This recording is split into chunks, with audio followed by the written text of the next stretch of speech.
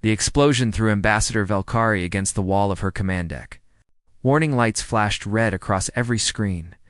Alarms screamed through the corridors of her diplomatic vessel, the Silver Dawn. She pushed herself up with her four thin arms, her large eyes struggling to focus through the smoke. "Status report," she shouted, but her voice was weak. Her translator device sparked and crackled on her chest. Her first officer, young Cerethian named Tolvan, crawled toward her. Blue blood dripped from a wound on his head. "Ambassador, we have lost to escort ships. The Morning Star and the Gentle Voice are gone. All hands lost." Valkyrie felt her heart sink. 80 crew members. Gone in seconds. Another explosion rocked the ship. Through the cracked viewport, she could see them now. Dominion slave ships. Massive black vessels covered in weapons, circling her crippled convoy like predators around wounded prey. The Dominion of Chains had found them. Every species in the galaxy knew about the Dominion. They had existed for 600 years, growing rich and powerful by capturing and selling people from weaker civilizations. They attacked ships far from help. They raided colonies on the edge of known space. They took everyone they caught and sold them to the highest bidder. No one had ever stopped them. No one had ever tried. "They are hailing us," Tolvan said, his voice shaking. The main screen flickered to life. A Dominion overseer appeared, his gray face twisted in what might have been a smile. His species, the Vecthory, had built their entire civilization on the suffering of others. "Cerethian vessel," the overseer said, his voice like stones grinding together. "You will surrender. You will power down your engines and prepare to be boarded. Your crew will become property of the Dominion. Resist, and we will destroy you and take the survivors from the wreckage." Valkyrie straightened her back. She was a diplomat. She had spent her entire life solving problems with words, finding compromise, building peace. But there was no compromise with the Dominion. There was no peace with slavers. "We are a diplomatic convoy," she said, trying to keep her voice steady. "We carry no cargo of value." "We are not worth your time," the overseer laughed. It was an ugly sound. "Every living being has value, Ambassador. Your crew will bring good prices at auction. Your young ones especially." His eyes seemed to glow with greed. "Surrender now, or watch your people die slowly." The transmission ended. Valkyrie looked around her broken bridge. Her crew stared back at her with terror in their eyes. They were diplomats, scientists, administrators. They had never trained for combat. They had no weapons that could scratch the Dominion warships surrounding them. "Ambassador," Tolvan whispered, "what do we do?"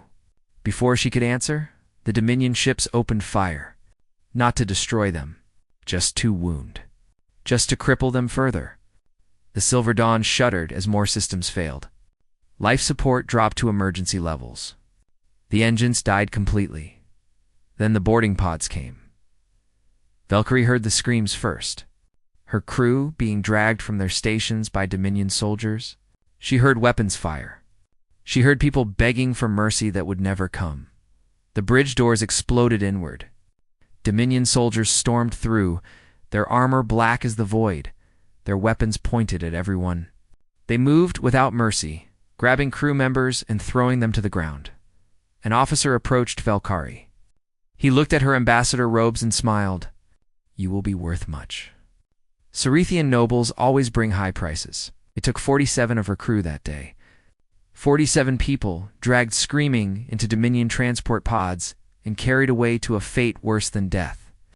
Valkyrie was left behind with the survivors, adrift in a dying ship because the Dominion wanted witnesses. They wanted the story to spread. They wanted the galaxy to know that no one was safe. For 6 hours, survivors huddled in the darkness of the emergency shelter. Power was failing. Oxygen was running low. Valkyrie knew they would all die soon, either from the cold or from suffocation. But she refused to give up. "Tolvan," she said, "is the emergency transmitter still working?" The young officer checked his portable scanner. "Barely, Ambassador. We have enough power for one broadcast. Maybe two, and send a distress call on all frequencies. Wide beam. Anyone who can hear us." Tolvan hesitated. Ambassador, we are in the Krathver Nebula. No major civilizations patrol this region. The closest help is weeks away. Send it anyway. He did. For 2 hours, nothing happened. The cold grew worse. The air grew thin. Valkyrie watched her remaining crew slowly losing hope, their large eyes growing dull with despair. Then the communicator crackled. Cerethian vessel Silver Dawn. This is the United Terran Alliance destroyer Vigilant Watch. We have received your distress signal. Please confirm your position and the nature of your emergency. Valkyrie grabbed the communicator with trembling hands. The Terrans. Humans. She had heard stories about them. Rumors that spread through diplomatic circles like whispered warnings. They came from a world called Earth, a Class 12 death world, where everything tried to kill everything else. A planet of monsters. But monsters were better than death. United Terran vessel, she said. This is Ambassador Valkyrie. We were attacked by the Dominion of Chains. Our ship is crippled. 47 of my crew have been taken. They are being transported to the Dominion Fortress in the Veckener system. There was a pause. Then a different voice came through the speakers. This voice was deeper, calmer, and somehow more dangerous. Ambassador, this is Captain Rodriguez of the Vigilant Watch. Confirm the number of captured personnel and their species. 47 Cerethians. Diplomats, scientists, support staff. Please, Captain, we do not need warships. We only need a rescue shuttle. Something to evacuate the survivors. The Dominion Fortress is too powerful for anyone to attack. We have accepted that our captured crew is lost. Another pause. Longer this time? Ambassador Valkyrie. The captain's voice had changed. There was something new in it. Something that made Valkyrie's blood run cold, even though she could not explain why. In the Terran Alliance, we have a policy. We do not leave our people behind. And anyone who asks us for help becomes our people. Captain, I do not understand. What are you saying? I am saying that we are not sending a rescue shuttle, Ambassador. We are forwarding your distress call to Fleet Command. They will contact you soon. Fleet Command. Valkyrie's confusion grew. Why would you contact your Fleet Command for a simple rescue operation? Captain Rodriguez's answer would echo through the galaxy for centuries. Because, Ambassador, humanity does not send rescue teams into Dominion territory. When someone hurts our people, when someone takes our people, we do not negotiate. We do not compromise. We send a message. The transmission crackled with static. The Dominion made a terrible mistake today. They touched someone under human protection. And now, they will learn why every species in the galaxy fears the Deathworlders. The transmission ended. Valkyrie sat in the darkness of her dying ship, holding the communicator, trying to understand what had just happened. She had asked for a rescue shuttle. She had expected nothing more than a small transport to carry the survivors to safety. Instead, she had awakened something far more dangerous. She did not know it yet, but in 12 hours, the most powerful fleet ever assembled by the Deathworld Coalition would emerge from hyperspace above her position. For Dreadnoughts, 12 heavy cruisers, 30 destroyers, ships from the deadliest species in the known galaxy, and they were all coming for the Dominion. The Ambassador had asked for help. Humanity had answered. 12 hours passed like 12 years, Ambassador. Valkyrie sat in the emergency shelter of her crippled ship. Surrounded by the 23 surviving members of her crew, the air was thin and cold. The emergency lights cast everything in a dim red glow. No one spoke anymore. They had said everything there was to say hours ago. Tolvin sat beside her, monitoring what remained of their sensors. The young officer had not slept since the attack. His hands shook as he checked the readings again and again, hoping for something, anything. Then he froze. Ambassador, he whispered. Something is coming. Valkyrie moved to his side, looking at the small screen. At first, she saw nothing but static and the swirling gases of the nebula. Then, one by one, signatures began to appear. Massive signatures. Ships emerging from hyperspace. How many? She asked. Tolvin's voice was barely audible. I count. For capital ships, 12 heavy cruisers, 30 destroyers. And he looked up at her with wide eyes. Ambassador, these readings cannot be correct. The largest ship is almost 4 kilometers long. A new transmission burst through their damaged communication system. Cerithian vessel Silver Dawn. This is Fleet Admiral Helena. Vance of the United Terran Alliance 3rd Expeditionary Force. We are here in response to your distress call. Please confirm your status. Velker grabbed the communicator. Through the cracked viewport of the shelter, she could see them now. Mountains of metal emerging from the darkness of space. Ships so large they blocked out the stars behind them. The lead vessel was the most terrifying thing she had ever seen. Its hull was covered in scars from countless battles. Weapons bristled from every surface like the spines of some prehistoric monster.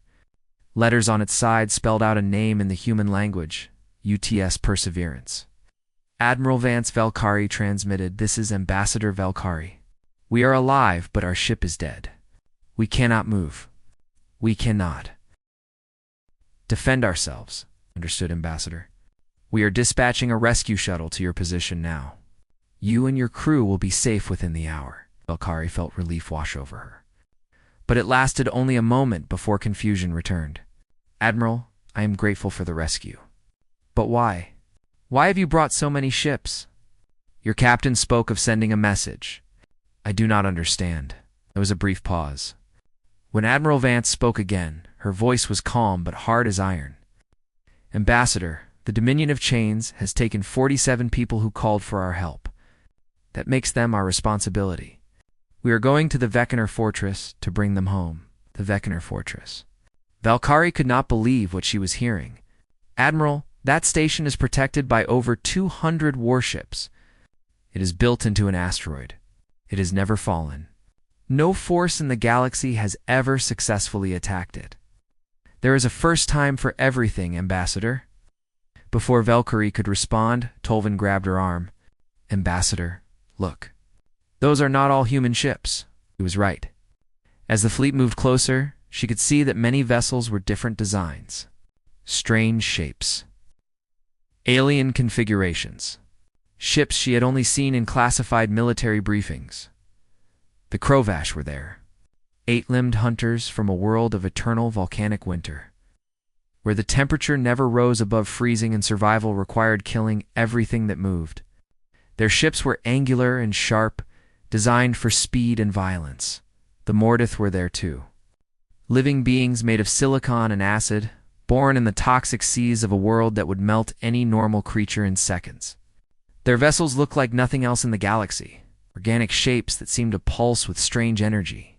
And there were others, species that Valkyrie had never encountered but had heard about in fearful whispers. The Deathworld Coalition.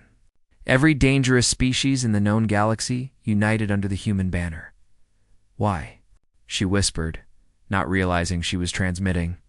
"Why would all of you come for us? We are just diplomats. We are not important." Admiral Vance's response came immediately. "Ambassador, let me tell you something about humanity. We evolved on a world that tried to kill us every single day. Our planet has earthquakes that swallow cities, storms that flatten mountains, predators that hunt in packs, diseases that killed billions of us before we learned to fight them. We survived all of it. We conquered our world not by being the strongest or the fastest, but by refusing to give up, by protecting each other, by never leaving anyone behind." The fleet continued to move, passing the crippled Silver Dawn like a tide of steel and fire. The species who joined our coalition understand this. They come from worlds just as deadly as Earth. They know what it means to fight for survival. And they know that the only way any of us survive is by standing together. Valkyrie watched as the massive dreadnought Perseverance passed within kilometers of her ship. Up close, it was even more terrifying. She could see the individual weapon batteries, hundreds of them, each one capable of destroying a ship by itself. "The Dominion has existed for 600 years, Admiral Vance continued. They have grown powerful by preying on the weak, by attacking those who cannot fight back. They believe that strength gives them the right to take whatever they want." The fleet was forming up now, arranging itself into attack formation. The The human dreadnoughts took the center, flanked by the Krovash raiders and the Mordoth living ships. Destroyers spread out in screening patterns. Cruisers moved to support positions. Today, they will learn that they were wrong. Today, they will learn what happens when they attack someone under human protection. Today, they will learn why every tyrant in the galaxy should fear the Deathworlders. A rescue shuttle detached from one of the cruisers and began moving toward the Silver Dawn. But Valkyrie barely noticed it. Her eyes were fixed on the fleet as it prepared to jump to hyperspace. "Admiral," she said softly, "the Dominion has thousands of soldiers, millions of slaves, weapons that can destroy planets. How can you possibly defeat them?" There was a moment of silence. Then Admiral Vance laughed. It was not a cruel laugh, but it was not entirely kind either. It was the laugh of someone who knew something that others did not. "Ambassador, on Earth, we have an old saying. It is not the size of the dog in the fight, but the size of the fight in the dog. The Dominion is large. They are powerful. They are used to winning." Her voice hardened. "But they have never fought Deathworlders. They have never faced enemies who evolved on worlds designed to kill them. They have never met soldiers who do not know how to surrender." The fleet's engines began to glow brighter as they prepared for the jump. "We are not coming to negotiate, Ambassador. We are not coming to make a deal. We are coming to rescue our people and teach the Dominion a lesson they will never forget." The hyperspace drives activated. One by one, the ships of the Deathworld Coalition stretched into streaks of light and vanished, heading toward the Veckener system. Heading toward a battle that would change the galaxy forever. The rescue shuttle docked with the Silver Dawn. Human soldiers in armor came aboard, carrying medical supplies and emergency equipment. They moved with efficiency, helping the injured, distributing food and water, securing the ship. One of them, a young woman with kind eyes and a gentle voice, approached Valkyrie. "Ambassador, I am Sergeant Chen. We are here to take you to safety." "Can you walk?" Valkyrie nodded slowly. "Yes, but your fleet? They are going to attack the Dominion fortress. With only 4 dreadnoughts against 200 warships, it is impossible," Sergeant Chen smiled. It was a strange smile, full of confidence and something else, something fierce. "Ma'am, with respect, you have never seen humans fight. You have never seen what Deathworlders can do when they are protecting their own." She offered her hand. "The Dominion thinks they are predators. They are about to learn that they have always been preyed." Valkyrie took the offered hand and allowed herself to be led to the shuttle. Behind her, through the viewport, she could see the distant flash of the fleet jumping too. Hyperspace. The war had begun, and the Dominion had no idea what was coming for them. Overseer Krethax stood on the command deck of the Veckener fortress, watching his domain with pride. The fortress was built into an asteroid the size of a small moon. Its corridors stretched for hundreds of kilometers. Its weapon platforms could destroy entire fleets. And at its heart, in massive holding cells, were over 9,000 slaves waiting to be sold. This was power. This was the might of the Dominion of Chains. His censor officer, a nervous Vectri named Droll, approached with a data tablet.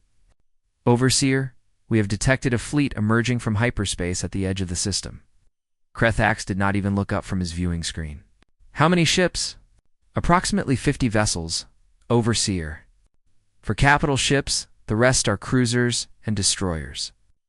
Now Krethax looked up and he laughed. It was an ugly sound, like rocks grinding together. 50 ships? Against our 240? Against the greatest fortress in the galaxy? He waved a dismissive hand. "Some fool has come to die? Identify them." Droll checked his tablet again. His face went pale. "Overseer, the signatures match United Terran Alliance vessels. And Krovash ships. And Mordoth vessels." The laughter died in Krethax's throat. "The Deathworld Coalition?" "Yes, Overseer." For a moment, just a moment, something cold touched the edges of Krethax's confidence. He had heard stories about the Deathworlders. Everyone had. They came from worlds that should not support life. Worlds of fire and ice and poison. worlds where everything was a killer. But he pushed the fear away. Numbers did not lie. 240 ships against 50. The math was simple. Launch all fighters, he commanded. Activate the fortress defense grid. These Deathworlders have made a fatal mistake. Their ships will make fine salvage, and their crews will bring excellent prices at auction. The Dominion fleet moved to meet the attackers. Hundreds of ships, arranged in perfect formation, bristling with weapons. They had crushed every enemy they had ever faced. They had ruled this region of space for 6 centuries. They had never fought. Deathworlders, the Terran fleet did not slow down. They did not attempt to negotiate. They did not even break their formation. They simply accelerated. Driving straight toward the heart of the Dominion fleet like a spear thrust into flesh, the Dominion fired first. Thousands of plasma bolts and missiles streaked across space toward the attacking ships. It was enough firepower to destroy a small planet. The Terran dreadnought Perseverance took the first hits. Its shields flared bright blue as they absorbed the attack. For a moment, Krethak smiled. Even Deathworlder shields could not withstand such punishment forever. Then the Perseverance fired back over 300 railgun batteries activated simultaneously. The kinetic rounds, accelerated to a fraction of light speed, crossed the distance between the fleets in less than a second. They struck the forward Dominion ships with the force of asteroids. 6 ships died in the first 3 seconds. Not damaged. Not disabled, destroyed, torn apart so completely that nothing remained but expanding clouds of debris and fire. Impossible, Drawl whispered. The Terran fleet did not stop. They kept coming, firing as they advanced. The other dreadnoughts joined the attack, their weapon batteries creating a continuous wall of destruction that carved through the Dominion formation. But the humans were not alone. The Krovash ships peeled away from the main formation, spinning in patterns that defied normal physics. They moved like nothing Krethax had ever seen, dancing through enemy fire like leaves in a storm. Their plasma lances struck with surgical precision, targeting engines and weapon systems. Crippling ships in seconds, the Mordeath vessels released clouds of something that looked like silver fog nanites. Trillions of microscopic machines that swarmed toward Dominion ships and began eating through their hull plating. Krethax watched in horror as one of his cruisers simply fell apart, its metal consumed by the tiny predators until nothing remained but a hollow shell. All ships concentrate fire on the lead dreadnought, he screamed. Destroy it now. But it was too late for orders. The battle had become chaos. The Terran ships fought like nothing in the Dominion's experience. They did not stay at range and exchange fire like civilized fleets. They drove into point-blank range, absorbing hits that should have killed them, and unleashed devastation at distances where even damaged weapons could not miss. The Perseverance took hit after hit. Its shields failed. Its hull was breached in a dozen places. Fire erupted from its damaged sections, and still it kept fighting. Krethax watched his display as one of his own dreadnoughts moved to finish off the wounded Terran ship. It was 3 times the size of the Perseverance. Its weapons were fully charged. The kill would be easy. Then something happened that Krethax would remember for the rest of his short life. The Perseverance did not try to retreat. It did not try to defend itself. Instead, it accelerated directly toward the Dominion dreadnought and fired every weapon it had at the same moment. Both ships exploded. In a ball of fire that could be seen from the fortress, they rammed us, Droll said, his voice shaking with disbelief. They were dying, and they chose to take us with them. But the battle was not over. Even as the Perseverance died, the other Terran ships pushed forward. Dropships launched from the cruisers, hundreds of small craft-carrying soldiers toward the fortress itself. They are boarding us, Krethax realized with horror. Seal all airlocks. Deploy all security forces to the outer hull. It did not matter. The first Marines breached the fortress walls in 17 different locations. They came through the metal like it was paper, their powered armor shrugging off weapons fire that would have killed any normal soldier. Krethax watched the security feeds from his command deck. What he saw made his blood run cold. The humans moved with terrifying efficiency. They did not take cover and exchange fire like normal soldiers. They simply advanced, walking through enemy resistance like it did not exist. One Marine took a plasma bolt to the chest that should have killed him instantly. The armor absorbed most of the damage, leaving a glowing wound in his side. He did not stop. He did not even slow down. He simply raised his weapon and killed the soldier who had shot him, then kept moving. Another Marine, a female soldier, lost her arm to an explosion. Krethax expected her to fall, to scream, to die. Instead, she used her remaining hand to seal the wound with a medical device, picked up her weapon, and continued fighting. "What are they?" Droll whispered. A security officer nearby answered, his voice hollow with fear. "They are what happens when a species evolves on a world that wants to kill them every single day. They do not know how to stop fighting. They do not know how to give up. They have forgotten how to surrender." The Marines were pushing deeper into the fortress now, heading toward the slave-holding cells. And outside, the battle was turning into a massacre. Of the 240 Dominion ships, less than 50 remained. The rest were debris fields.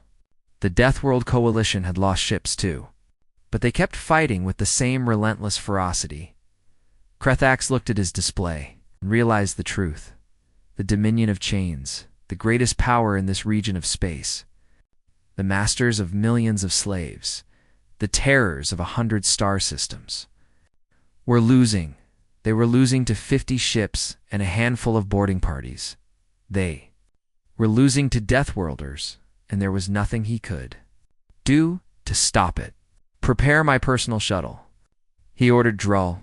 "We are evacuating." But even as he gave the order, he knew it was hopeless. The Terran fleet had already surrounded the fortress.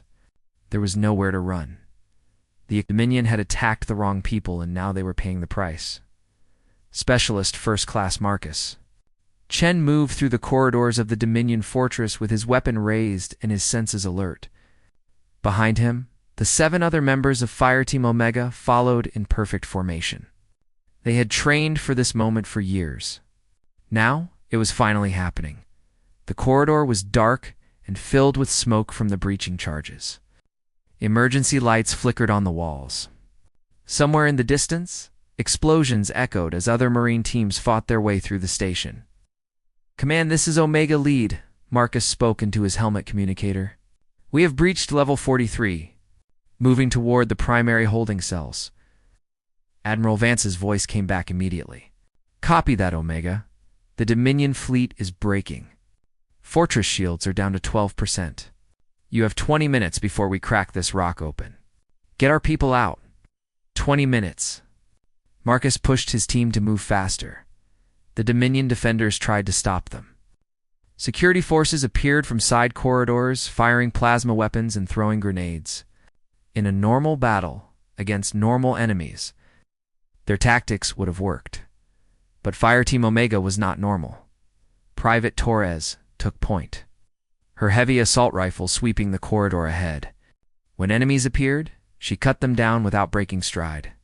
Corporal Kim covered the left flank with precise single shots that never missed.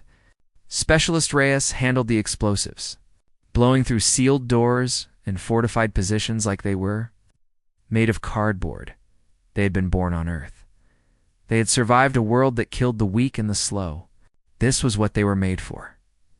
3 levels down, they found the first holding cell. It was a massive room, the size of a sports arena. Hundreds of beings from a dozen species huddled inside, separated by energy barriers.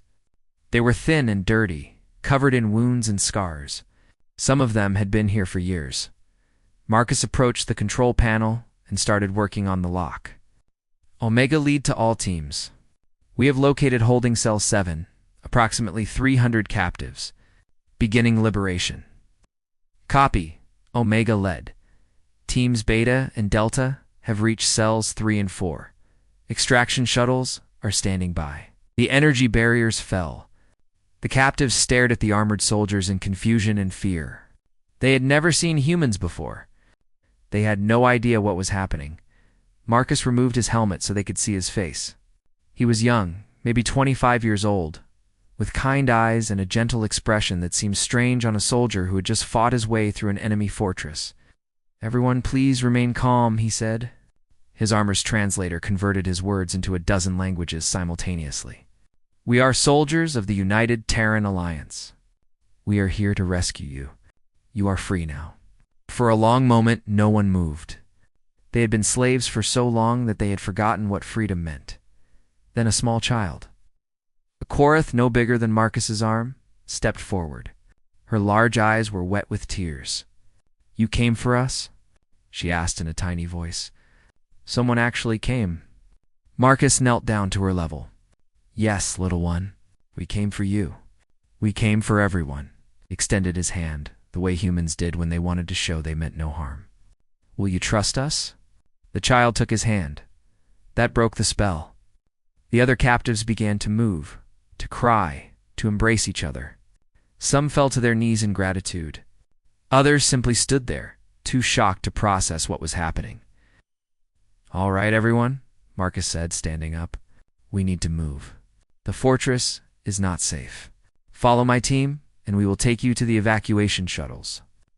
They moved through the corridors in a long column, the Marines forming a protective ring around the freed captives. Twice more, Dominion security forces tried to stop them. Twice more, the Marines cut them down without losing a single civilian. On level 47, they found the Aserfin. There were exactly 47 of them, huddled in a corner of a larger holding cell.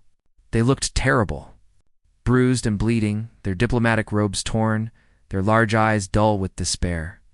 An elderly female, the one who seemed to be their leader, looked up as the Marines entered. "More soldiers?" she said weakly. "Have you come to take us to auction?" Marcus removed his helmet again. "Ma'am, I am Specialist Marcus Chen of the United Terran Alliance. Ambassador Velkar sent us. We are here to bring you home." The elderly Cerethian stared at him. "Valkyrie? She survived? She sent help?" "She sent a distress call," humanity answered. Marcus offered his hand. "Will you come with us?" The Cerethian took his hand and allowed him to help her stand. She was shaking, barely able to walk.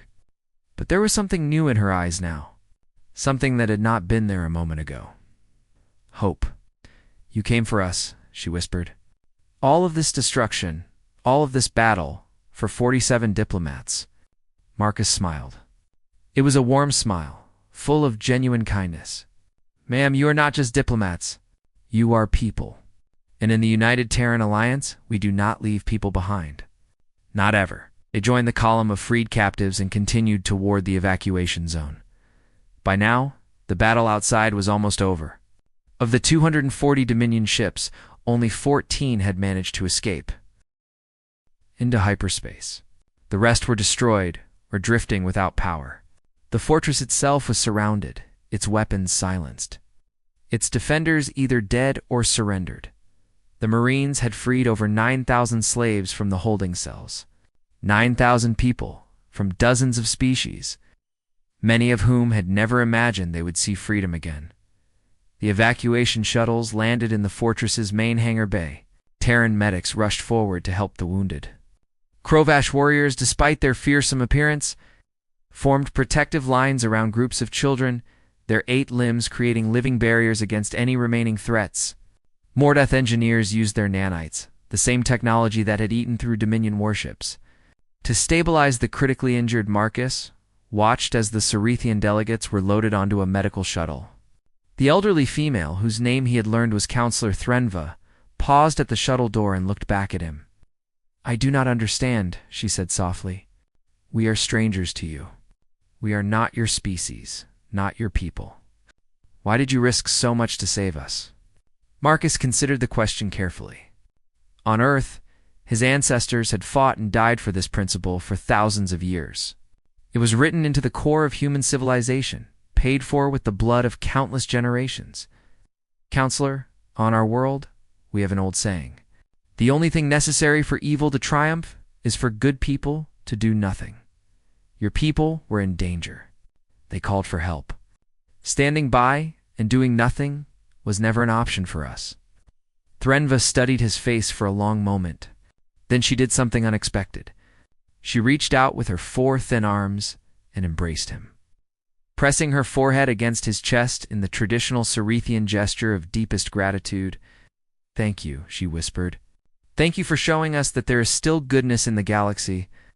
Marcus gently returned the embrace. "There is always goodness, Counselor.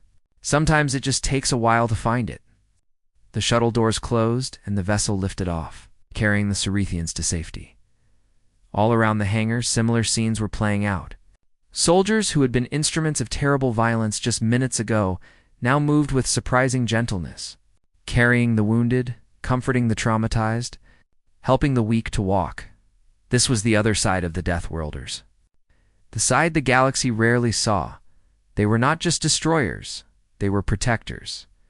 And they had just reminded the galaxy what that meant. 3 days after the battle, Ambassador Valkyrie stood on the observation deck of the Terran cruiser Iron Covenant. Through the massive viewport, she could see the debris field that had once been the Veckener fortress. Twisted metal floated in the void, catching the light of distant stars.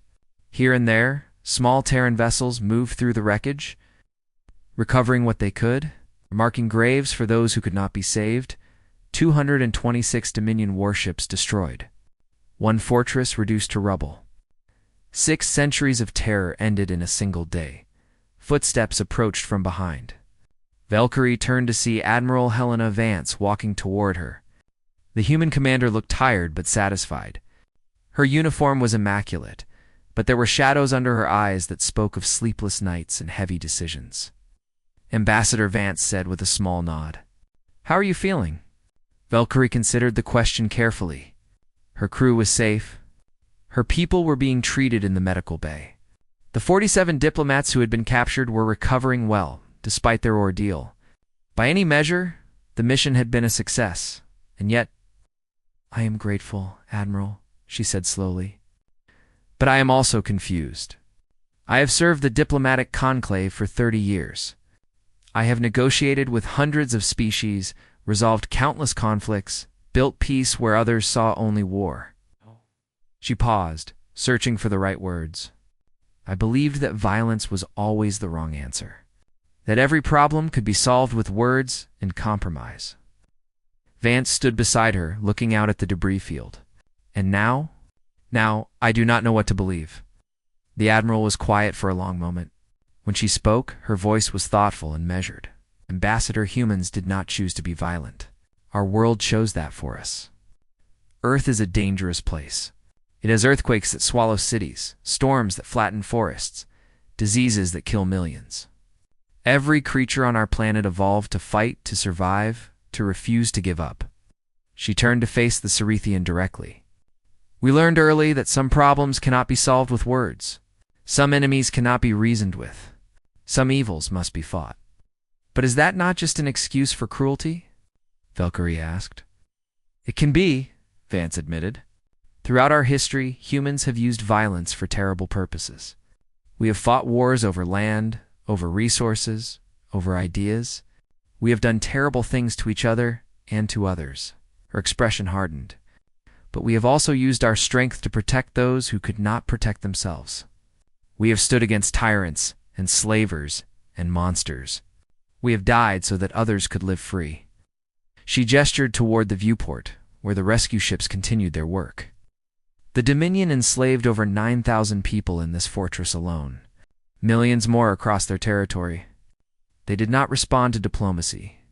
They did not listen to words. They preyed on the weak because they believed no one could stop them. Admiral Vance's voice grew cold. "We stopped them." Valkyrie thought about this. She thought about the captives she had seen in the evacuation shuttles.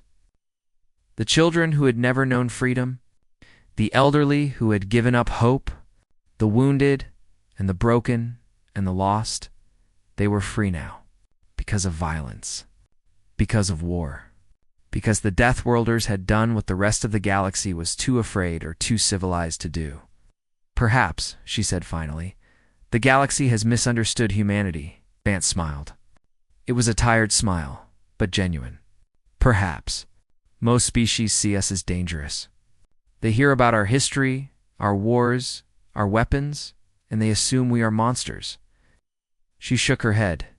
They do not understand that our violence has always had a purpose.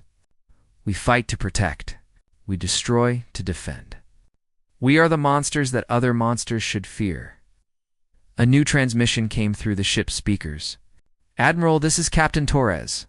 The last of the rescued captives have been transferred to the medical ships. Total count is 9,347 individuals from 26 species. All stable. Thank you, Captain. Begin preparations for the return journey. The transmission ended. Admiral Vance turned back to Valkyrie. Ambassador, I want you to understand something. We did not come here for glory or conquest. We did not come to prove our strength or to send a message to other species. We came because you asked for help, because your people were suffering, because the Dominion believed no one would challenge them. She placed a hand on the Cerethian's shoulder, a human gesture of comfort that Valkyrie was beginning to understand. On Earth, we have a saying. All that is necessary for evil to triumph is for good people to do nothing. Humanity has made many mistakes in our history. But standing by while innocents suffer has never been one of them, and it never will be. Valkyrie looked into the human's eyes. She saw something there that she had not expected. Not bloodlust or arrogance or cruelty. She saw compassion. She saw determination. She saw a fierce and unbreakable commitment to protecting others. I believe I finally understand, she said softly. You are not the monsters the galaxy fears. You are the monsters that protect the galaxy from other monsters. Vance smiled. Now you understand? Over the next few weeks, news of the Battle of Veckener spread across the galaxy like fire through dry grass. The Dominion of Chains, untouchable for 6 centuries, had been humbled in a single day. Their greatest fortress destroyed. Their largest fleet shattered. Their most powerful overseer killed when his escape shuttle was intercepted by Krovash raiders. 9,000 slaves freed. 26 species given their lives back. Countless families reunited. And one message repeated on every news feed in every language, across every world. Humanity protects its own, and anyone who asks for help becomes their own. Within a month, 17 species formally requested alliance with the United Terran Alliance. The Deathworld coalition grew stronger. Trade agreements were signed. Diplomatic channels were opened. Former enemies became friends. And in the dark corners of the galaxy, slavers and warlords and pirates whispered a new warning to each other. Never touch anyone. Who might call the humans, because humans did not send rescue teams. They sent reckoning. Ambassador. Valkyrie returned to her homeworld as a hero. She had survived the impossible. She had witnessed the Deathworlders in battle and lived to tell the tale. Everywhere she went, people asked her the same question. What are the humans really like? She always gave the same answer. They are exactly what the galaxy needs. They are protectors. They are guardians. They are the strength that defends the weak. She would pause, letting the words sink in. And they are the best friends you could ever have, as long as you never become their enemy. In the years that followed, the galaxy changed. The Dominion collapsed, its remaining forces hunted down by the Deathworld coalition. Slavery became rare, then rarer, then almost unheard of. Other powers who had preyed on the weak thought twice before attacking anyone who might have human allies. And humanity. They did not seek conquest or empire. They did not demand tribute or worship. They simply continued to do what they had always done.